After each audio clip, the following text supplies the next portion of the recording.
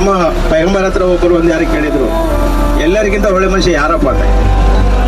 ಅವ್ರು ಹೇಳಿದರು, ಹೇಳ್ಬೋದಾಗಿತ್ತು ಅವರು, ನಮಾಜ್ ಮಾಡೋರು, ದೇವಸ್ಥಾನಕ್ಕೆ ಹೋಗೋರು, ಹಚ್ಚಿಗೆ ಹೋಗೋರು ಅಂತ ಹೇಳ್ಬೋದಾಗಿ ಹೇಳಿಲ್ಲ ಅವರು.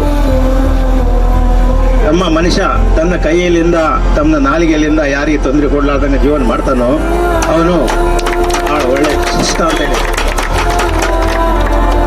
ಇದು ನಮ್ಮೆಲ್ಲ ಕರ್ತವ್ಯ. ಇದು ನಾವು ಇದಕ್ಕೆ ಹೆಚ್ಚು ಮಾಡಬೇಕು. ಶ್ರೀಮಂತರು ಇದರಲ್ಲಿ ಬರಬೇಕು. ಒಳ್ಳೆ ಇವರು ಎಷ್ಟು ಮಂದಿ 200 ದಿನ ಆಯಿತು, 2,000 ದಿನ ಕೊಡೋಂಥ ಪ್ಲಾನಿಂಗ್ ನಮ್ಮ ಹತ್ರ ಆ್ಯಕ್ಷನ್ ಪ್ಲಾನ್ ಇರಬೇಕು. ನೋಡ್ರಿ,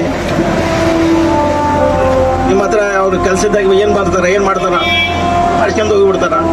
ತಾವು ಶ್ರೀಮಂತರು ಆಗ್ತಾರ, ಬಡವರನ್ನ ಆಗ್ತಾರ. ಈ ಥರ ಏನಾದ್ರು ಆಗ್ಲಿಕ್ಕೆ ಹೇಳ್ತಾರ, ಬಸವಣ್ಣವ್ರು ಹೇಳ್ತಾರಲ್ಲ, ಏನಾಗಿ ಮೊದಲು ಮಾನವನ ಆಗಂತ ಕೆಲಸ ನಾವು ಮಾಡೋಣ. ಇಲ್ಲ ನನ್ನ ಕಷ್ಟ ನಮ್ಮ ಕಷ್ಟ. ನೋಡ್ರಿ, ಅಕ್ಕ ತಂಗಿಯವರು ಎಷ್ಟಿದೆ, ಹಳ್ಳಿಲಿಂದ ಊರಿನಿಂದ ಬಂದಿದ್ದಾರೆ. ಅವರಿಗೆ ಈ ಪರಿಸ್ಥಿತಿ ಬರ್ಬೇಕಾ?